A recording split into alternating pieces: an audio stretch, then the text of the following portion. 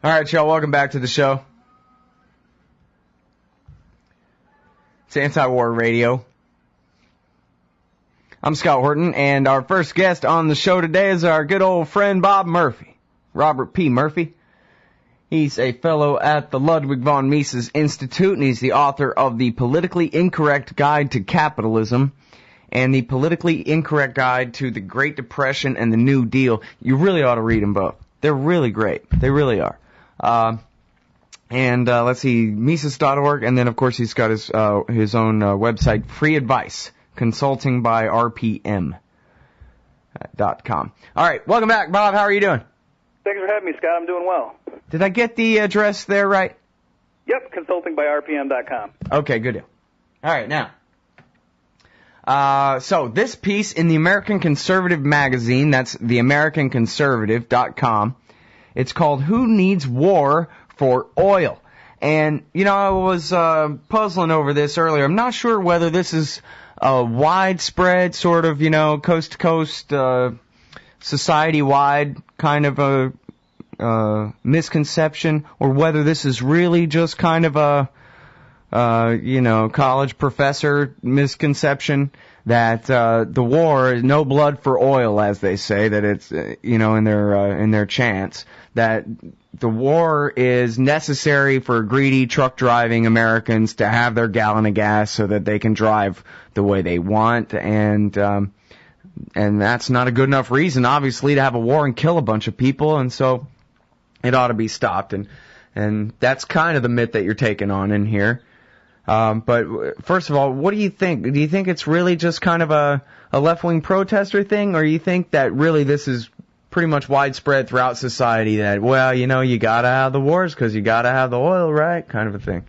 Well, oh yeah, I think it is widespread, and you're right. So I think typically leftists believe that Americans and their high degree of reliance on fossil fuels for energy, causes all these endless foreign wars, and so their solution is to get rid of, to switch to solar or electric cars and whatever. But right-wingers also, I think many of them think that, Rush Limbaugh, his catchphrase, for the first war against Iraq was to say it's to ensure the free flow of oil at market prices. And he wasn't saying it as a criticism. He was saying that's why George H.W. Bush is right for doing that, because we have to ensure the free flow of oil, the American way of life depends on it. So I think this idea that if we're going to use oil, we need to be willing to go bomb the Middle East is pervasive among left and right. Mm-hmm. That's funny. I was just remembering the other day about hearing Rush Limbaugh way back before September 11th in the 90s talking about how the occupation of Saudi Arabia drives terrorism, and his answer to that was simply, hey, look, we have to occupy the Middle East so that we can have that oil because this economy needs oil, and that's not going to change, pal. So then the only question is, how come Bill Clinton's doing such a lousy job at fighting the terrorists that this occupation engenders, Right. I think, again, we're speaking in broad brushstrokes here, but I think the typical right-winger on this kind of issue looks at the world like it's a giant game of Risk or something, and, they're thinking we have to move our troops in here to make sure we get that oil for our, they wouldn't use the word empire, but that's what they're thinking. Mm-hmm. And so, yeah, they think that unless we have troops down in some country, then that means we won't be able to get access to those resources. Yep. So now your thing is that the right-wingers and the left-wingers, the pro-war and, the people who use it to justify, and the people who say, well, this is just killing and stealing, which would be my take on it, that still, they're not right, that it's not about the oil. Well, it's a little bit more nuanced. So I don't deny that the reason, if you want to understand U.S. foreign policy, oil certainly plays a lot to do with that, is part of that explanation. What I'm saying, though, is the U.S. government does not need to be going to war in order to ensure that Americans can get gasoline. That, in other words, the reason for going to war would just be to say who is going to pocket that money from selling the oil. But if the U.S. never went overseas and we had, some anti-American dictator running the show, the worst nightmare scenario right-wingers can come up with, the point is, what are they going to do with that oil? They're going to sell it. That's the whole point of taking over some, if there's some coup in South America or in the Middle East and some, person who hates the U.S. government takes over, the reason they want to take over is because they want to be the ones to sell the oil and keep the money. So even if they redirect it and sell it to countries besides the U.S., that would just rearrange global patterns, and the U.S. would import more from Canada or from some other, neutral country. So my point is that it's not the case that if America weren't willing, the U.S. government, I should say, weren't willing to go invade the Middle East, that therefore American drivers wouldn't be able to get oil. I'm saying that is false. And one way to see it is, what do we do when we want to put pressure on Iran? And again, I keep saying we, I mean the U.S. government. They embargo, they blockade it and say you're not allowed to sell your oil somewhere, right? So that shows, what we do to hurt them is to stop them from selling their oil, which is the thing we're saying we have to go to war because otherwise they might stop selling their oil. It's crazy. Yeah, it is. Well, now, I'm trying to remember, because I think there was a Cato study back in the 1990s that said, well, we spend, and I don't know exactly how they estimated it, but, we spend this many $100 billion in the Middle East on our Middle Eastern foreign policy, and we spend this many $100 billion on actually purchasing oil. And we spend way more securing it than we even spend on the actual oil we consume. And then, I don't know if they were including how much of that demand is the military itself. Because, of course, what guzzles gas more than their carrier battle groups and their jets and their tanks? Yeah, those are all great points. And maybe another, and I made this point in the article, another way of framing it that more, aimed at the left-wingers is to say, because they're saying stuff like, the U.S. government, by its spending on the military, is implicitly subsidizing oil, and so Americans aren't really feeling the true price at the pump because oil is much cheaper because we're, over there bombing people and what have you, and that's a hidden cost. So my answer to that is, okay, well then the solution is not to put a carbon tax in place or to have the government tax people more and spend it on developing, batteries for electric cars. The solution then to get Americans to see the true price at the pump, if you're correct with your analysis, is just to stop spending money bombing foreign countries. And let's see what the world price of crude would be in the absence of U.S. foreign operations. And if you're right, then the price would go up, and then Americans would naturally, through market forces, start driving electric cars. But they're trying to have it, in other words, they're saying, Americans need their cheap oil, and so we kind of have to force them to drive electric cars. And I'm saying, well, no, under your own worldview, just stop subsidizing oil through the military, and then let's or at least try it. Give freedom a chance for a minute before you go using force the other direction. Well, here's what's funny, too, is that, and, this gets into the specifics of the Iraq War for one example, but it's pretty illustrative. So part of the cabal that wanted some kind of regime change in Iraq was the James Baker types, and which was, the old Council on Foreign Relations types as opposed to the neocons. And they didn't want this giant Wolfowitzian overthrow of the whole society. They wanted a regime change at the very top, as Greg Palast put it, to change Saddam Hussein out for the next mustache in line, which meant, I guess, the next general, hopefully not his sons, right? But that the Ba'ath Party would stay in power, and they would become the allies of the American Republicans again, like the good old days of the 1980s and whatever, and that their entire thing was trying to keep Kurdish oil off the market. That since the 20s, the different oil cartels, I guess, the Rockefellers and whoever else, had drawn a big red line around northern Iraqi oil and said, let's keep all this oil off the market to keep the price artificially high.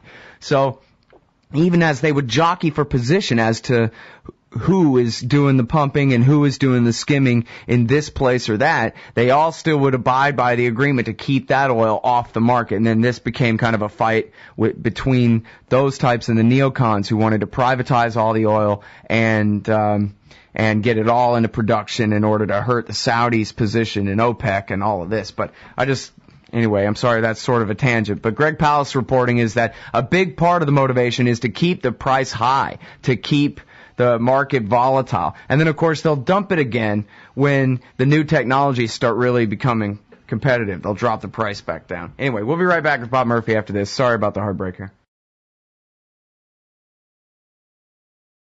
All right, welcome back to the show. It's Anti-War Radio. I'm Scott Horton. I'm talking with Bob Murphy from the Mises Institute, all about oil wars and wars for oil and why they don't need to be wars for oil and different misconceptions surrounding these questions. Scott, if I could just follow that, you made a great point right there before the break there, and I think that's a great thing, and people need to keep that distinction in mind that, think about it. What happens when the U.S. and its allies go to war against these countries? The price of oil goes up because at least in the short term, we start bombing some country like, Libya or whatever, or the threat with Iran, you're worried about those barrels of oil not getting to market while there's still hostilities going on. So it's clearly to say we need to go to war to keep oil prices low. I mean, that's false in the short run. And then, like I say, even in the long run, it doesn't make sense. These countries, some of these governments that are sitting on huge oil reserves, it's like 50% or more of their government's annual revenue comes from selling state-owned oil. So the idea that to spite the U.S., they're just going to not export oil anymore is crazy. That would hurt them way more than it hurts the U.S. And again, we know that's true because when the U.S. wants to punish those countries, those regimes, what do? They say, well, okay, no one's allowed to buy oil from them. And that's how they try to punish them. So that shows that, they benefit more from selling oil to us than we benefit from getting their stockpile of oil. So all this stuff, I think you're right, and the guy you were quoting is right.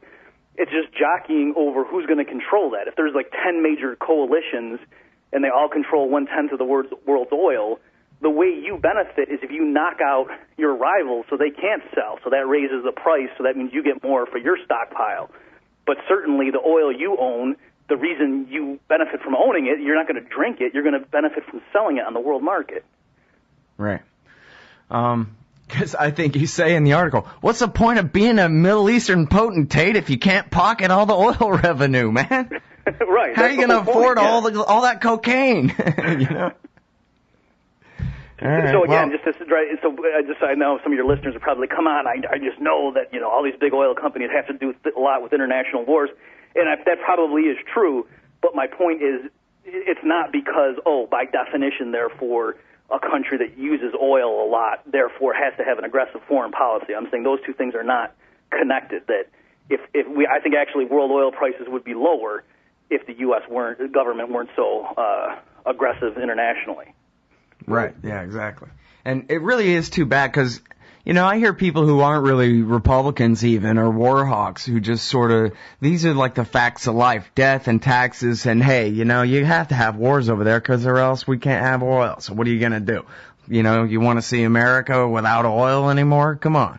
That kind of thing, and it's the perfect permission slip. Tell people that the most integral part of, the most essential part of their way of life is at stake. And they'll go, well, all right, well, I don't know, you got to kill some Arabs. I can't smell their burning bodies from here, so what do I care, Yeah, and I think rhetorically then, and that's why I hope that, people, anti-war left-wingers who, aren't fond of capitalism will at least entertain this argument I'm putting forward, is to say, I think you're going to lose if you try to convince the average American that, if you want to keep driving your SUV, then you realize you're going to be killing foreign babies, and the anti-war activists might think, and that will get them to stop and give up their SUV. And I'm saying, no, it won't. Nope, they're a bunch of baby killers. They don't mind. Yeah, show them that, you can still drive your SUV without bombing those brown people across the ocean. And so there's no, don't believe Dick Cheney and whoever when they say this is a necessary evil, because it's not. Right. Yeah, I'm not sure exactly how the magic works. It's my master's thesis. I'm plugging away at it. What is it about the salt water in the ocean that means that people on the other side of it don't have humanity and that it's okay to kill them? I don't know what it is. It's the distance. I think it's the salt content has got to be it. But anyway, yeah, the American people, and you know what it is too? It's because they don't teach geography in school. So the rest of the world is such a abstract concept. It's not a real place with real people on it, And TV never shows them screaming as they die and stuff like that. So it doesn't really exist. It's like it might as well be a cartoon, People think of the Middle East, they think of Aladdin, the Disney thing. Yeah, or like some, episode of 24 or something where they'll show them plotting and whatever, but that's really all you would see. Yeah, an inaccurate shape on a map, right? But never like a street view of just people living. Yeah, anyway. Well, now, so a big part of this, too, China. It's always about China. China and Russia. And the pipeline's got to go this way and not that way. And we can't let Iran and Pakistan and India and China all work together on one pipeline because that could mean peace. And we don't want them to all get along because that might cost us some advantage. This is what George Bush called strategery. And so it's not even about, Exxon's lawyer, James Baker, wanted us to rig a deal so that his company makes more money. This is all about just making sure, even if it is a world market and it's for sale and the Chinese can buy it, that in the event of an emergency, we can cut them right off. That, comes down to it. We have a monopoly on the oil supply in the world, whether it's in Venezuela or Iraq or wherever else. Yeah, and I really do think that there's a distinction that, it's not the case that what's good for the maintenance of the U.S. government's, international empire, security apparatus, or whatever you want to call it, apparatus of control, that is not the same thing as the welfare of the average American person.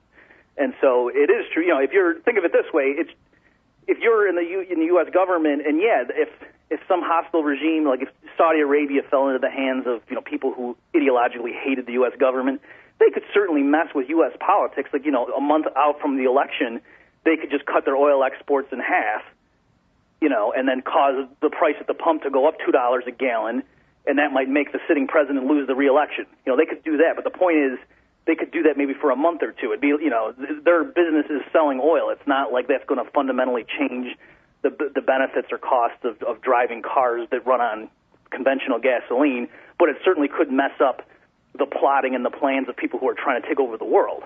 And so that's why they don't like having all these wild cards. They like having people in place all over who, play ball with them and aren't going to give them any surprises. But in terms of ensuring, a flow of resources to U.S. businesses and consumers and motorists over the next 50 years, it doesn't really matter who owns the oil because they're going to sell it. That's the whole point of owning it, is to sell it and get the money. Yeah. Hey, just look at the relationship between Hugo Chavez and Houston. Has always been perfect. They've never had a problem, not once. And even there, that people point to that when I bring this issue up, and they go, "Oh, Hugo Chavez," and I say, "Yeah, let's take that out." A couple of years ago, I think it was in 2008, the U.S. was getting real hostile, and people, and he was blustering and was saying, "If the U.S. attacks us, then I'm going to cut off my exports." But first of all, he never did it. He was bluffing. He never said it.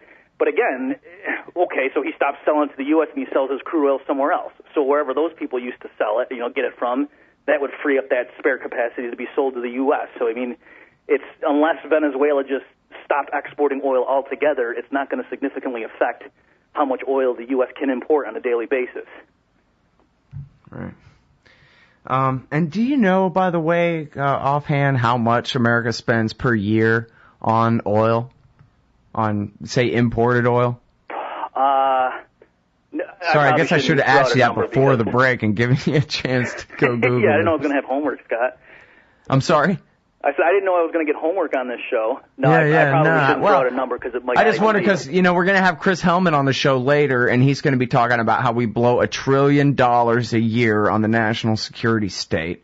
And so I was just thinking maybe it would make, like that old Cato study I mentioned, maybe there'd be a good point in there to make about we spend so much more under the pretension that we got a Marine standing every few hundred feet up and down every pipeline in the world, keeping them all secure for us, or whatever the hell is going on over there, people think.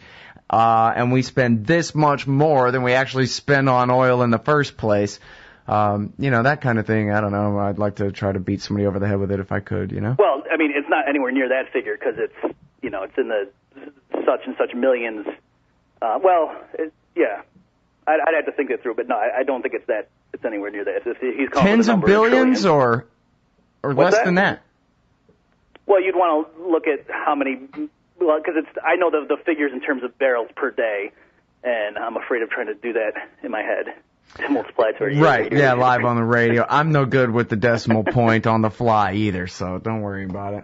Anyway, well, somebody in the chat room's probably good at math. We'll have them do the work for us, and we'll cover it when we get back from this break coming up. We'll let them know. But anyway, it's a great thing to talk with you again. I really appreciate it. It's a great article that you have here, Bob. Who needs war for oil? And you really do a great job of dispelling the kind of pro-war and the anti-war myths about oil wars and these kinds of things. So very important piece for people to look at, and I highly encourage them to do so. Thanks again for your time on the show today. Thanks for having me, Scott. That's the great Bob Murphy, everybody. He's the author of The Politically Incorrect Guide to Capitalism. You really ought to challenge yourselves with that, liberals out there.